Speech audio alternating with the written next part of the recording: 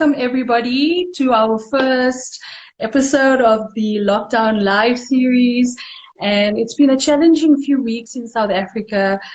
A lot of uncertainty, a lot of anxiety, and all of us trying to stay sane, stay safe, flatten the curve. And it's commendable that many people trying their best to stay at home, and thanks to all the essential workers. So we started this Lockdown Live series to lighten it up a little bit, to provide some light in these uncertain times.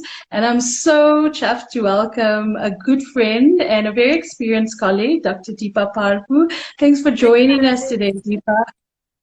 Great. How is this? Hi. How has this experience been for you? Being closing the practice, being at home. How are you feeling?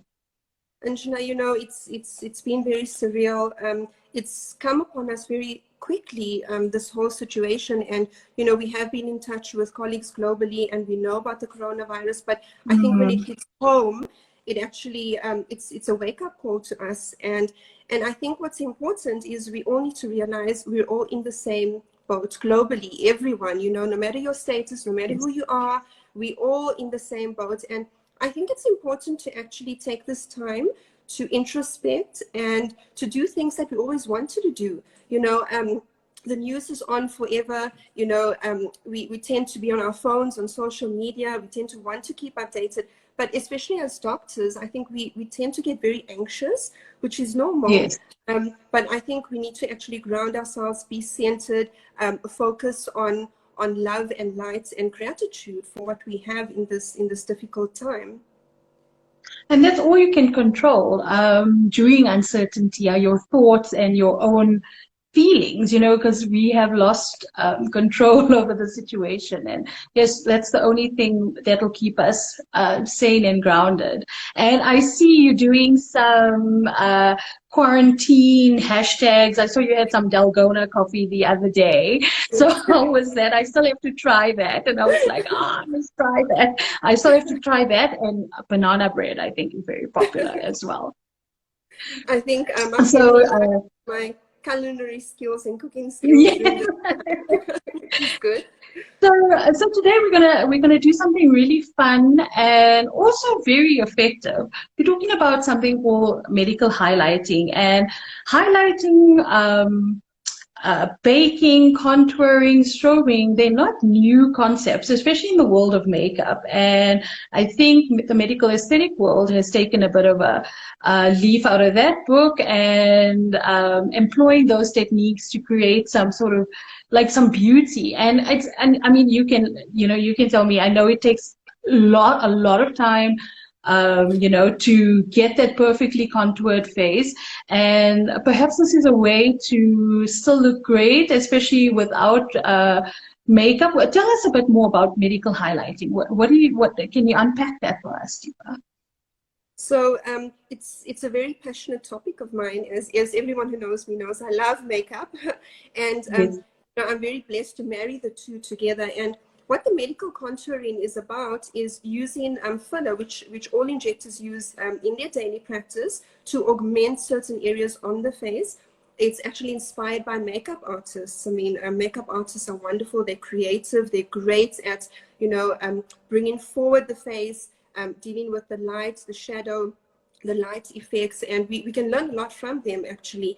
And my passion started with makeup, and that's why I enjoy injecting the hyaluronic acid fillers so much. So the medical highlighting is mainly targeted towards the younger generation, so the millennials. The millennials are becoming a big part of our practice, and I think we need to serve their needs when they come to us and educate them about pro-aging, about preventative aging. This is typically 25 to 30-year-olds. And what it is injecting hyaluronic acid in areas where makeup artists use certain products to highlight the face. So that's why it's called medical highlighting. And it gives a very natural and a very glowy, dewy look.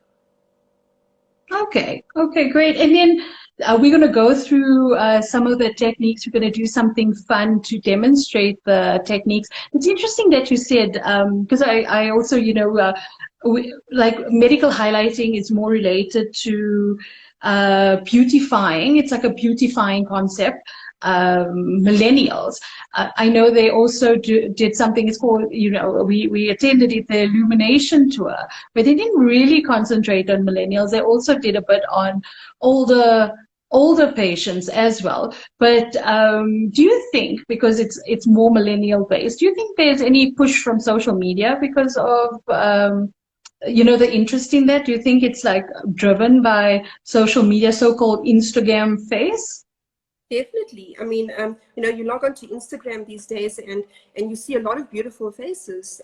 You see models, but I think we often need to be realistic as well in our expectations of Yes. keeping that look natural. I think as injectors, we don't want to overfill a face. We don't want to lose those natural proportions of the face. We want to respect the face proportions, and we want to beautify patients so that they can be the better versions of themselves.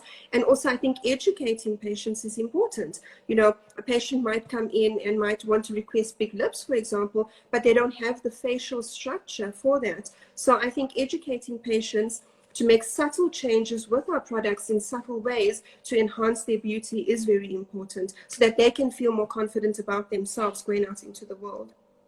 And I think that's the thing with this technique, using highlighting, is to give that beautiful, subtle glow to the face and points of reflection. That's natural. But if you want to go ahead and we can start demonstrating the techniques, I think people are excited to see that. And we welcome questions. We'll as it's going along, please ask your questions as well.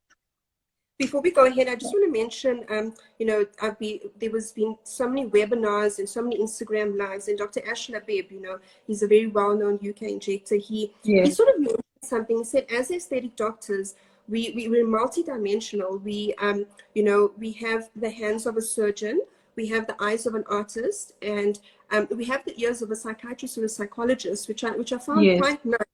To sum up what we do. So having said that, let's get started. So I've got a marker here, and what we're going to do is we're going to discuss highlighting and contouring, and Anjana, you're going to do the makeup a demonstration. Sure. So Deepa's going to have a syringe and I'm going to have a little brush. Great. So I've already got some highlighter on, as you can see, in certain areas. So what I'm going to do is I'm going to start off with the face, and generally with highlighters, so I'm going to turn this way so you can see, we want the light to catch different areas of our face. So the first area is under the brow. I hope you can see this. So that is the first area that we concentrate on, and we try to give a brow elevation. So with beauty products, there's so many on the market. Once we do our eyebrow contour, we generally do a highlighter in that area.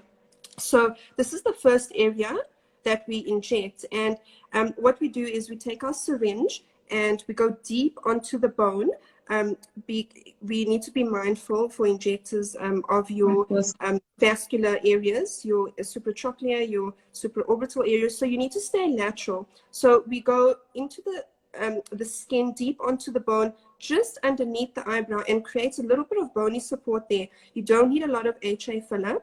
About 0.2 mils, just to augment that area. And then once you've injected, you can mold it and you can sort of see how the filler looks in that area. So that's the first step. Angela, do you want to demonstrate that with your... Sure, yes. So what's happening here and why we do that is that what's really important is bony support. Like Deepa mentioned, it's injections on the bone, and there's a saying that says the bone sets the tone. So our skulls are actually shrinking, and the eye socket is getting bigger. It's resorbing. So when we do this with filler, we almost replacing lost bone. It's a it's like a compensation for that. And then to create that highlight, especially for women. So to create that highlighted, nice arch that's very attractive in women.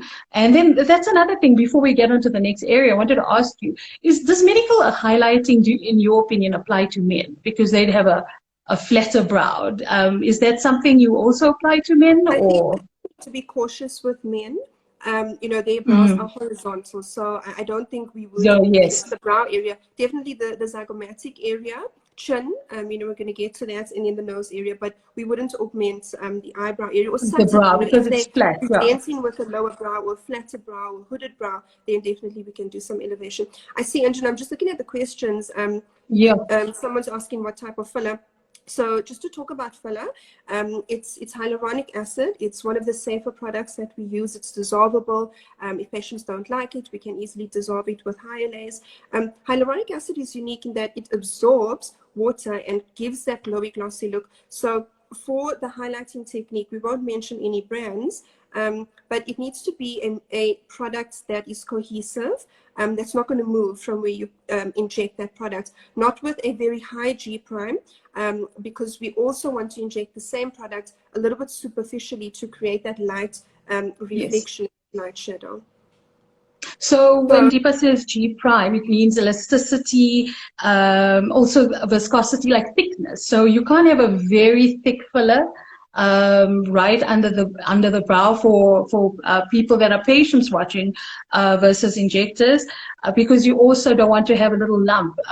I think in the early days, some people would use these high G prime products and almost create like a little almond shape, so you could see a little bump. It looked like a Klingon. So that's important. And then also, as you mentioned, it absorbs 1,000 times its own weight in water, that we have to be very careful of using something that isn't too hydrophilic, that doesn't absorb too much water, so you don't get excessive swelling around the eye area.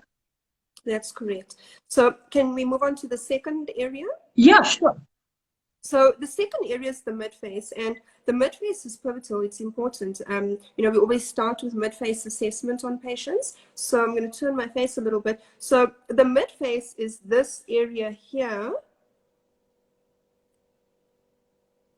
So we often augment that area. So this would be a deep injection into the SOOF, the medial SOOF for injectors. Mm-hmm.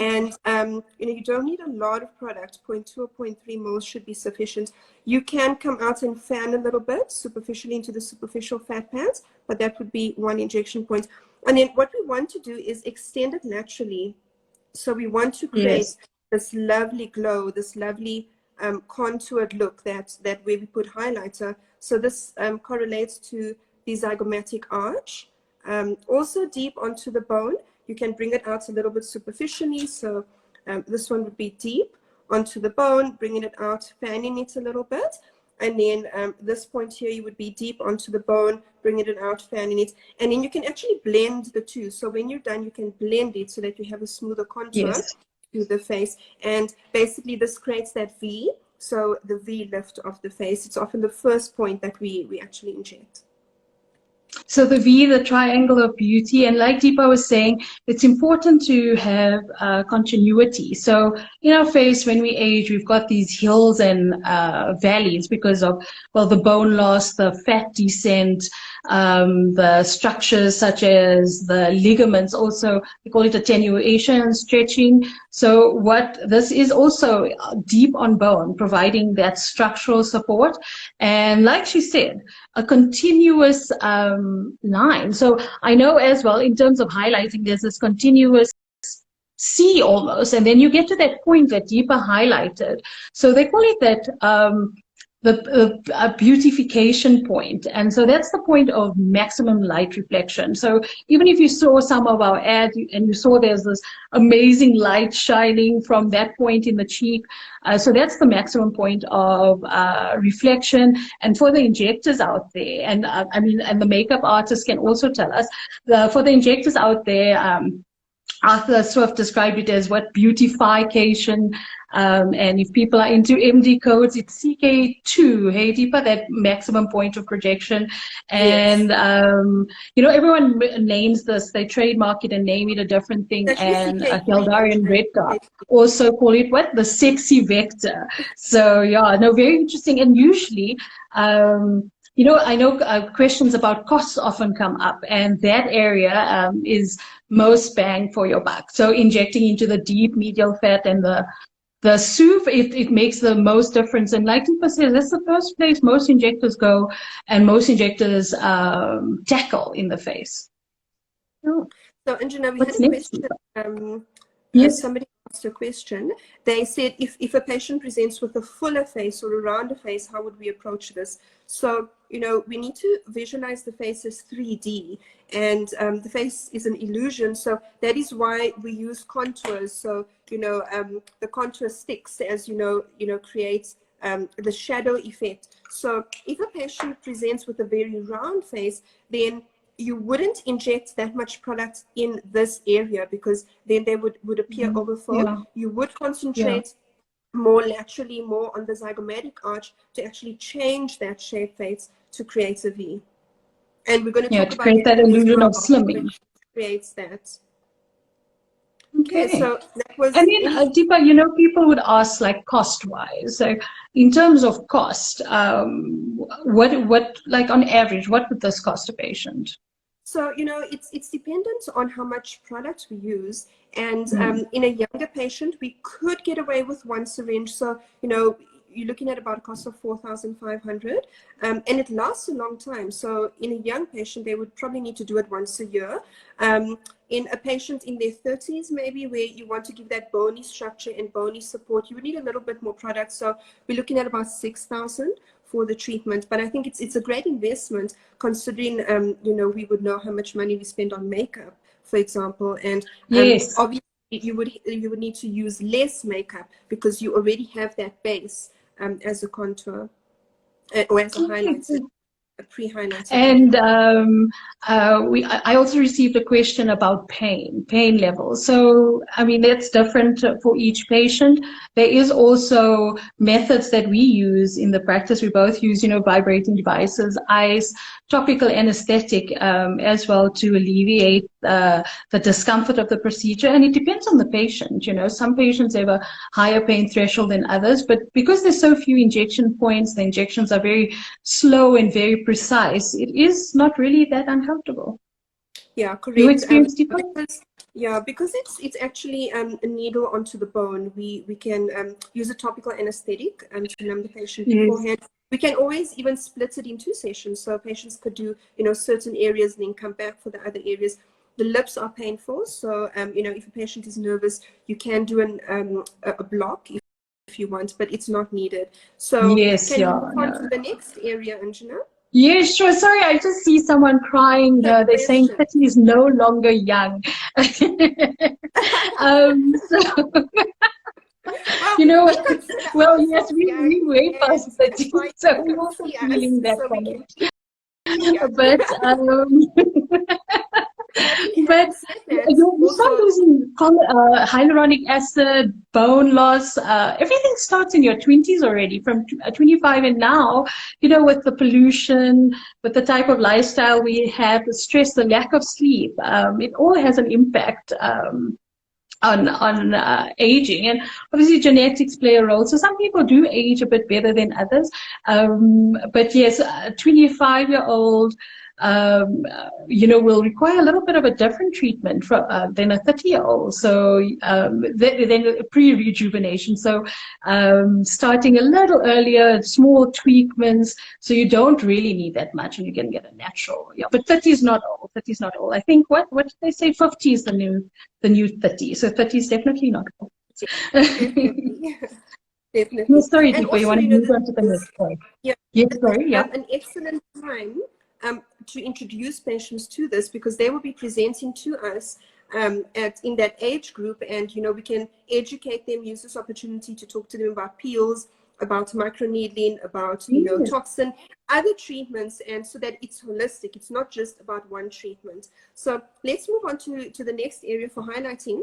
So we've got the forehead, the central forehead area, and we often accentuate this area. This is where we want the glow, and then it comes onto the nose, going right down to the tip of the nose. To use a thinner one for the nose.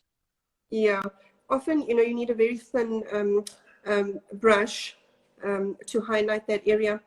So the nose is a big topic. It's huge currently with non-surgical rhinoplasty, and obviously if a patient has certain abnormalities in the nose or certain deficits, one would fall there prior to highlighting. That would be more a correction of the nose. So with this area, we want to accentuate this line, and as we all know, the nose is a danger area. So I would suggest putting a cannula and going in from the tip of the nose, putting your cannula up, and then just linear retrograde a line. You don't need a lot of product onto the nose area. It's also optional. Some patients don't want to have their nose injected, and that's fine. But this is a critical point for that maximum point of light reflection. Just a note there, Deepa, on the nose. So it differs, like techniques differ. And I used to use cannulas as well. And you have to make sure you're also, again, on the bone, because you're creating structural support. I'm just fixing my highlight there.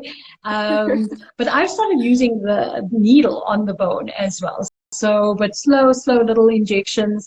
And then often we find that in Asian patients who have a flattened nose bridge, as well as African patients who want a more defined nose, besides that's where the highlighting comes in. And one of our patients described it as, they call it the gold nose because of the amount, the highlighter. She was like, I want that gold nose, describing how the highlighter looks on her nose.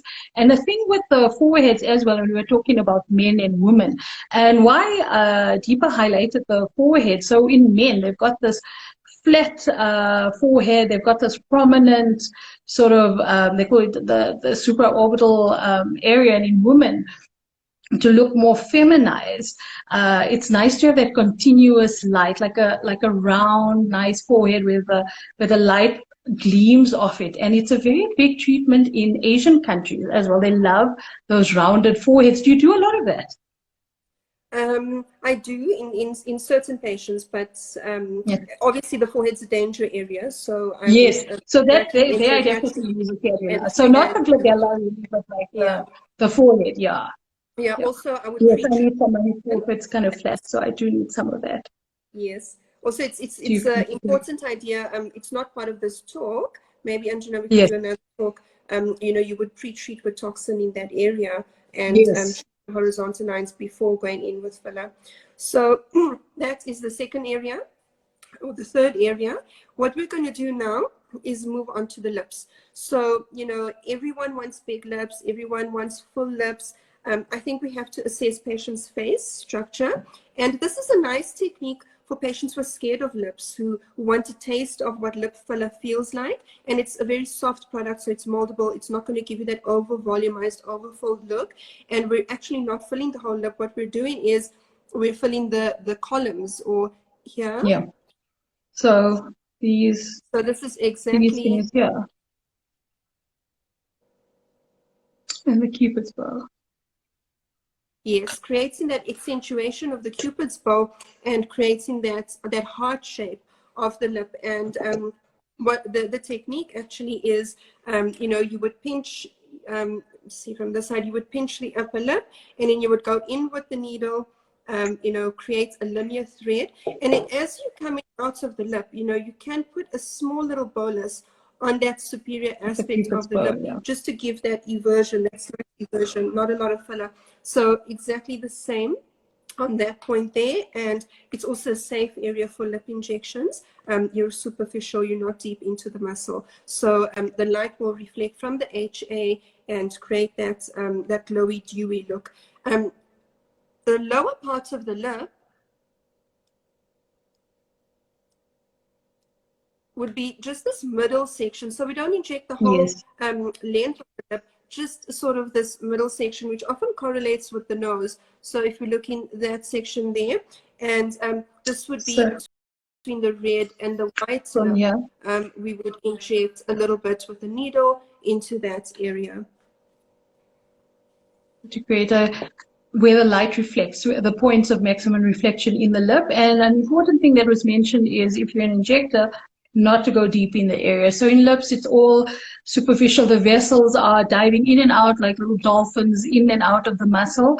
And also, if you do inject intramuscularly into the muscle, your filler doesn't last as long as it should because it's those constant forces, besides it being dangerous. So we keep on talking about no, we must keep it light, but we keep on talking about the dangers. The nose is dangerous. This area here, we really very careful with filler. I don't do filler in that area, but just the forehead and the lips is, safety-wise, Deepa. When someone goes for any of these procedures, I know we're having a lot of fun now, but it's important to discuss with your injector the informed consent and what sort of risks there are involved. So when we are talking about the areas, we talking about vascular compromise.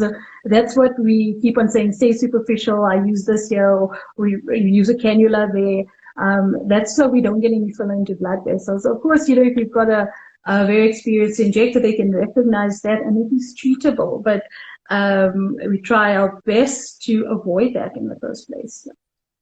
100%. I think, patients need to be informed. They need to go to somebody who's trained and who is aware of this actual procedure, because it's not simply about taking any filler and, injecting these points, Yes. especially not for beginners. I think that is important. So let's move on to the next area. So, a few years ago when we started injecting, it was all about mid-face, it was about cheeks, it was about.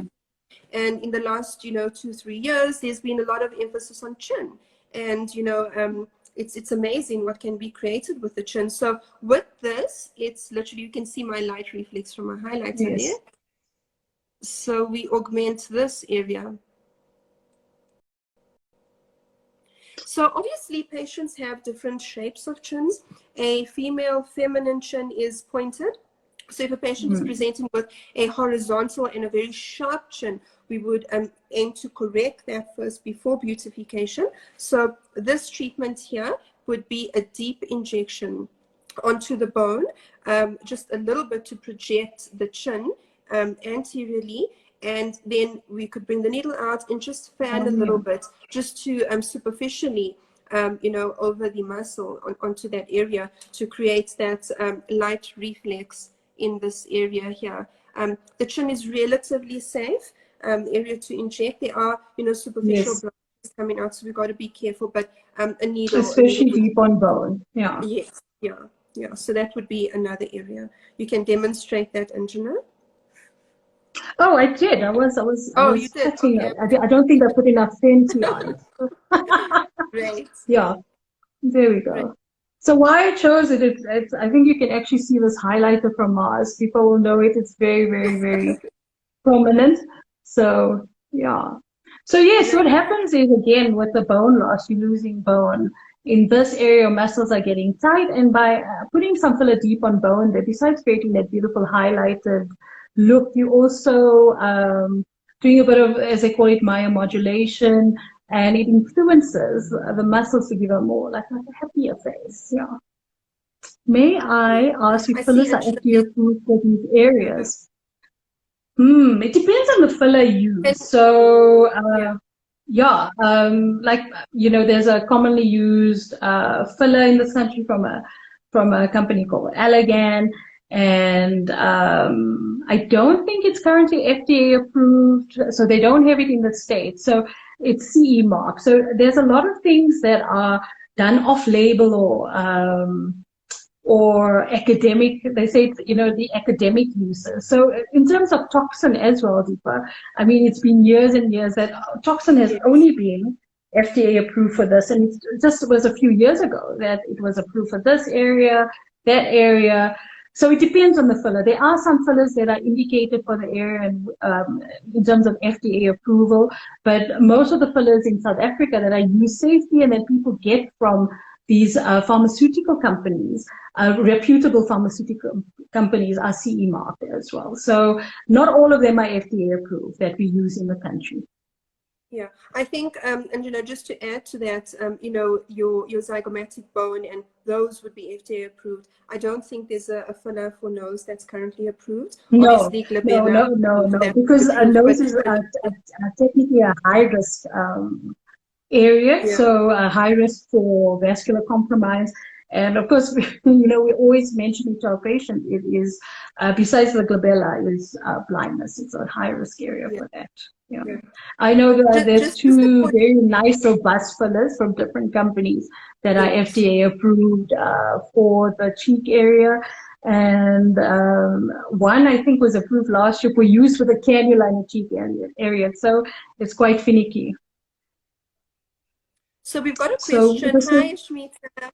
Ashmita's a patient of mine. Lovely practice too. Lots of love to you. Would you use the same filler consistency in all of these areas, or would be thicker and thinner? So currently with the term medical highlighting, it's a specific filler that we use. In the younger patient, we could use that filler everywhere because they don't need that much projection. In an older patient, if we want to, there's a lot of talk on the bi-layer technique with different products. So we could use a more cohesive product underneath and then a more, moldable, more fluid product on top to create that almost sandwich-like effect so that when a patient is hyperdynamic and mobile, it looks natural. So that would be tailor-made to the patient. Yes, so tissue-specific fillers. So fillers on bone have to be very robust. And in the lips, it depends. It depends on the patient. Like skin quality is also a consideration. And in terms of skin quality, we touched on it a little bit. And that also influences light reflection. I know we both love skin boosters. And there's a treatment it's called the BioNutriLift. And that's using a serum interspersed with a skin boosting type treatment to create a good quality skin. I also find that improves light reflection. Yes. The BioNutriLift is a lovely procedure. We offer that in conjunction. I think the BioNutriLift would come in with the older patient where we want to create more, lift of sagginess of tissues. So we could do the BioNutriLift first in them to enhance collagen stimulation. So that is the filler with the NCTF vial. We inject it together. Also in like a bi-layer technique, the filler deep and then the NCTF on top, and a follow-up appointment. Then the patient could come in for medical highlighting procedure. That's also can be done. I was just about to say something about thread lifts. Would you recommend a thread lift for the eyebrow area? So it depends on the tissue quality and skin laxity. And, there's the eyelid area and then the eyebrow area. So if this is creating some sort of dysfunction, or if you're struggling to see, then you might have to consider even surgery in the area. But successfully, if you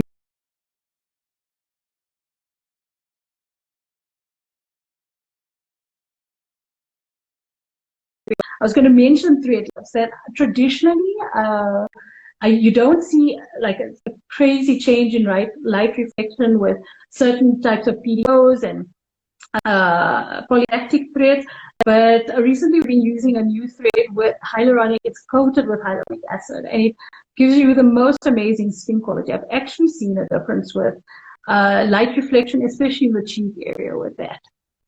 Yeah, just to add to that, Anjana, I think when patients come to us, we always do a full face assessment, and we always start with a bit of toxin because filler is more dangerous, especially for new patients. By treating this glabella area, you do automatically get a lift of the natural eyebrow, and then at a follow-up appointment, if the patient wants, we could do filler. If they want to do threads and they're averse to filler, or they're scared of having the gel injected, most definitely we could use threads. Also, there's new threads for the nose. That's trending. Yes. So that's excellent. So that you definitely get better light reflection. Yeah. So talking about, Deepa, I haven't had any toxin for a while, so I can actually show you, so this is me frowning.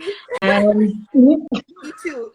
So the muscles, what people say is the muscles are going down and in.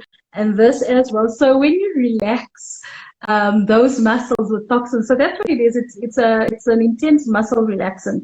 So you actually get like an open eyed look, and yes, like you say, for women, it's nice to do that little bit. And yes, I know, there's for threads, when you want to do a thread lift as a patient, you have to be mentally ready to do a thread lift, because it's not the same as having a filler done or a toxin done, because there is a bit of like discomfort afterwards.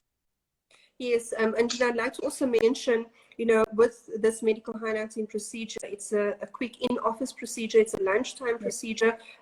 Patients can go straight back to work after the procedure with minimal swelling and discomfort, because there's literally small boluses that are injected in the area. So I would suggest starting off with medical highlighting before considering threads, as the downtime is more painful in that area.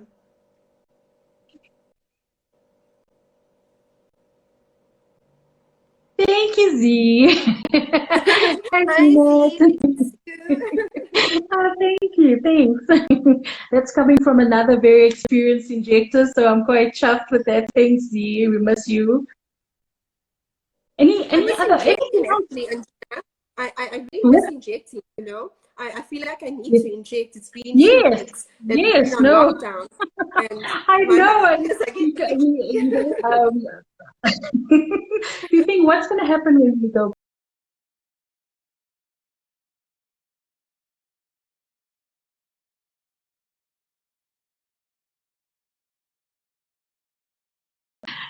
So many webinars on. Hey, Nicole. Thanks so much. Hi, Nicole. Lots of love.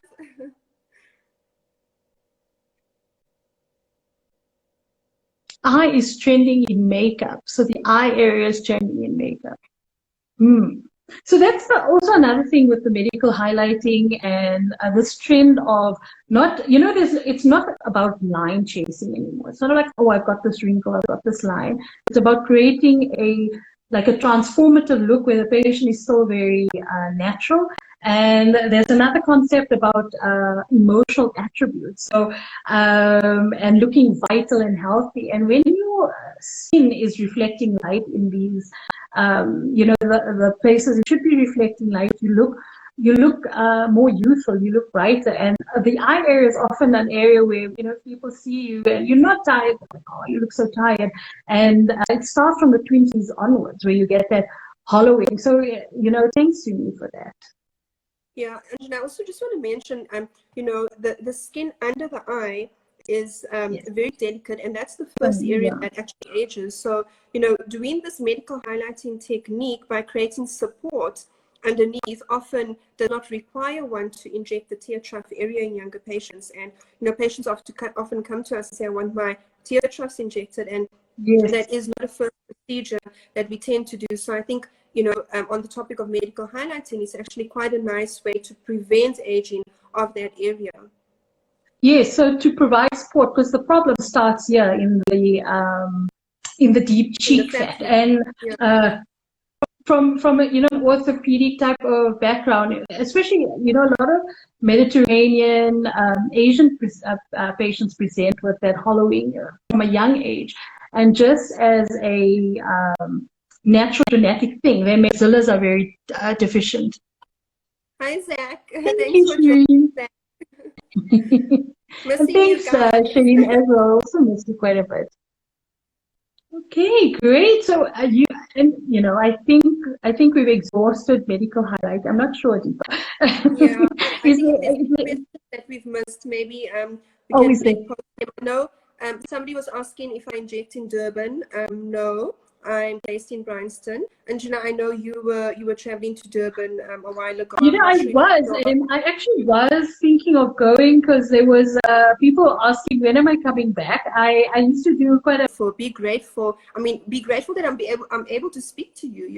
That we have one of our causes. Very grateful to see you in person again. A lot of things that we can actually be grateful for, and looking forward to when this time is over. We don't know when it's going to be over, so we're just going to have to live in the moment and live with gratitude. Yeah, I think that's what it's taught me. Deepa can attest to it, that we as aesthetic doctors plan so much, so far ahead. We know when our course is like 3 months down the line, and this has taught us to, live day by day.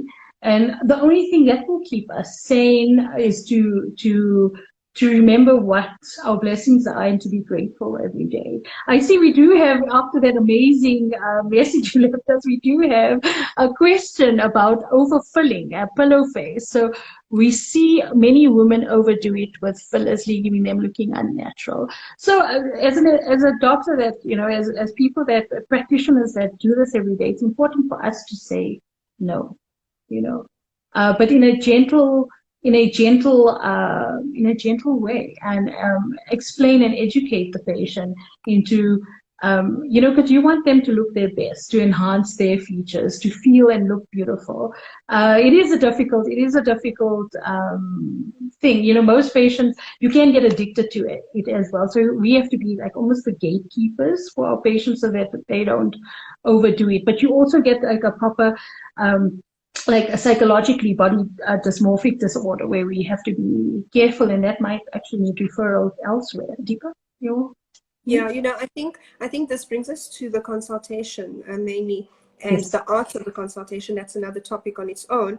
But when that patient walks through the door, I spend a lot of time speaking to the patient. My consultations are often an hour, 45 minutes to an hour, explaining to the patient, it's a holistic treatment. It's not just about filler, or toxin. Mm. It's about combining everything. Your face is an illusion, so it's 3D, it's 4D. We need to, different treatments treat different areas. And if a patient is just going to book for filler all the time, they will be overfilled.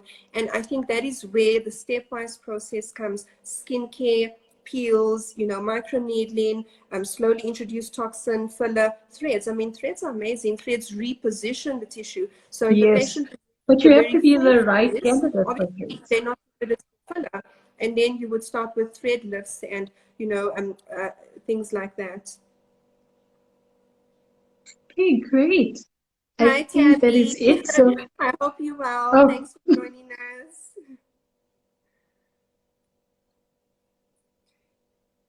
I don't think we have any more questions, but thank you Okay. for, are you seeing Well, anything on yeah, your it side, was Deepa?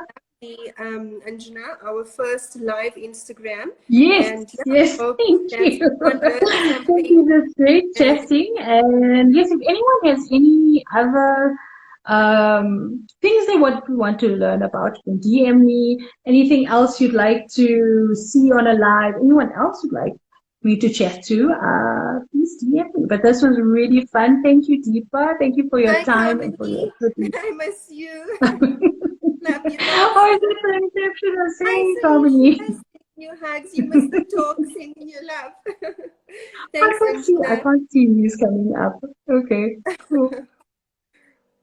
Anyway, guys, be safe. Thank Look you. after yourselves. And lots of love to everyone. Bye. Bye. Bye, Bye. everybody.